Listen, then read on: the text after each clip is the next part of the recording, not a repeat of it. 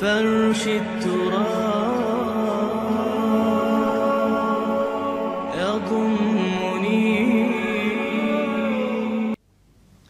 نبی اکرم صلی اللہ علیہ وسلم نے ایک مرتبہ 3 دفعہ قسم کھائی، واللہ لا یؤمنو، واللہ لا یؤمنو، واللہ لا یؤمنو. خدا کی قسم وہ شخص مومن نہیں، خدا کی قسم وہ شخص مومن نہیں، خدا کی قسم وہ شخص مومن نہیں. واقعہ یہ ہے کہ ہم تصور نہیں کر سکتے کہ صحابہ کیسے لرز گئے ہوں گے، کانپ اٹھے ہوں گے. کون وہ بدبخت ہے، کون وہ شقی ہے جس کے بارے میں اللہ کے رسول 3 دفعہ قسم کھا کر فرما رہے ہیں کہ وہ صاحب ایمان نہیں. قیل من یا رسول اللہ، کسی نے ڈرتے ڈرتے پوچھا ہوگا اے اللہ کے رسول کس کے بارے میں ارشاد فرما رہے ہیں؟ اب جواب سنیے، الذی لا یامن جارہ بوائقہ، وہ شخص کے جس کی ایذا رسانی کی وجہ سے، جس کی بدخلقی کی وجہ سے اس کا پڑوسی امن میں نہیں ہے. یہ کوئی گناہ کبیرہ ہے؟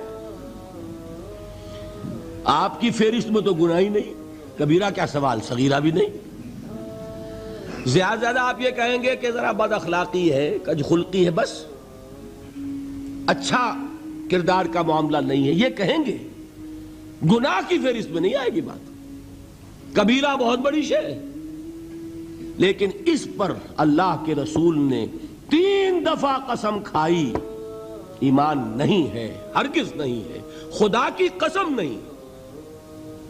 اب بتائیے ایمان اور عمل علیحدہ ہو جائیں گے کیا؟ یہ ہے مسئلہ جو امام بخاری کے سر پہ ہے. اور سنیے، فرمایا حضرت انس ابن مالک نے، یہ روایت جو میں نے آپ کو ابھی سنائی ہے یہ کوئی ایسی ویسی روایت نہیں ہے، متفق علیہ ہے، بخاری اور مسلم دونوں میں موجود. اس سے اونچا درجہ روایت کا ہے ہی نہیں. راوی کون؟ ابو ہریرہ رضی اللہ تعالی. ان کی والدہ لے کر حاضر ہو گئیں، یہ بچہ حضور آپ کی خدمت میں رہے گا، آپ کی خدمت کرے گا، آپ کے پاس رہے گا. ٹھیک ہے.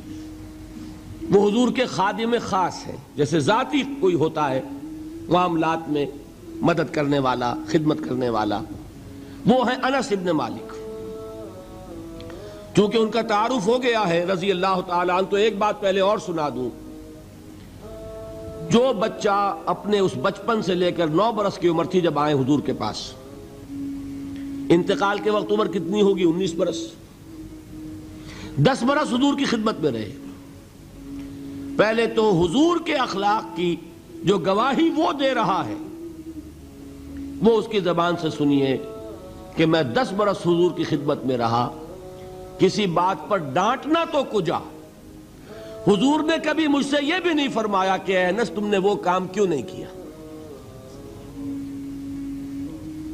یہ ہے ایک آقا کی حیثیت سے محمد الرسول اللہ صلی اللہ علیہ وسلم کا اخلاق. اگر نہیں کیا خود کر لیا، کوئی ڈانٹ ڈپٹ نہیں.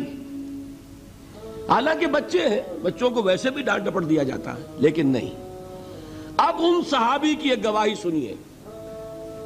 قلما خطبنا رسول اللہ صلی اللہ علیہ وسلم الا قال، فرماتے ہیں کہ شاذ ہی کبھی ایسا ہوا ہوگا کہ حضور نے کبھی خطبہ ارشاد فرمایا ہو اور اس میں یہ الفاظ نہ ہو. الفاظ سمجھ رہے؟ جب بھی خطبہ دیتے تھے آپ یہ الفاظ ضرور فرماتے تھے. شاذ کبھی رہ جائے تو رہ جائے. قلما خطبنا رسول اللہ صلی اللہ علیہ وسلم الا قال، کیا فرمایا؟ لا ایمان لمن لا امانت لہ ولا دین لمن لا عہد لہ. جس شخص میں امانت داری نہیں اس کا کوئی ایمان نہیں، جس میں ایفاء عہد نہیں اس کا کوئی دین نہیں. بنا پھرتا ہو وہ دیندار، بنا پھرتا ہو وہ صاحب ایمان اور امتی حضور کا. امانت داری نہیں تو ایمان نہیں، ایفاء عہد نہیں تو دین.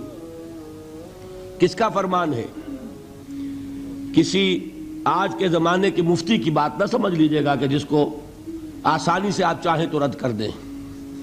یہ محمد الرسول اللہ صلی اللہ علیہ وسلم کا فرمان ہے. اور سنیے، پھر ایک متفق علیہ روایت بخاری اور مسلم کی، راوی پھر کون ہے؟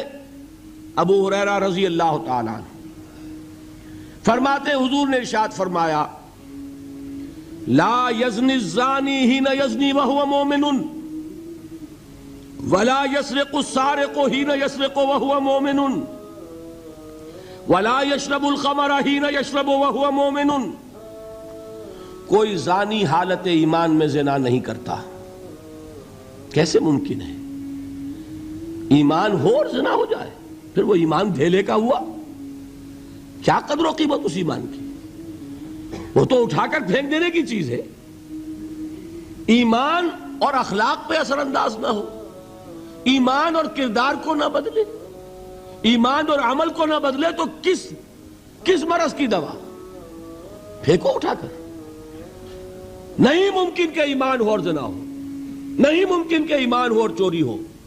لا یسرق السارق حین یسرق وہو مومن، کوئی چور حالت ایمان میں چوری نہیں کرتا، کوئی شرابی حالت ایمان میں شراب نہیں پیتا۔ ولا یشرب الخمر حین یشرب وہو مومن، کوئی شراب پینے والا وہ مومن نہیں ہوتا جب وہ شراب پی رہا ہوتا ہے، اس وقت اس کے دل سے ایمان نکل جاتا ہے۔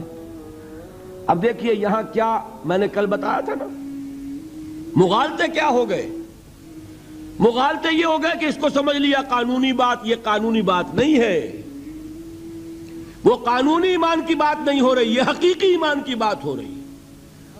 قانونی ایمان کی بات ہو تو یہ کافر ہو گیا، پھر کافر نہیں ہے۔ قانونی ایمان کا دار و مدار قول پر ہے، یہ وہ حقیقی ایمان ہے، قلبی یقین والا ایمان، اس کے بارے میں فرمایا جا رہا ہے۔ وہ دل سے نکل جاتا ہے تو گناہ ہو سکتا ہے۔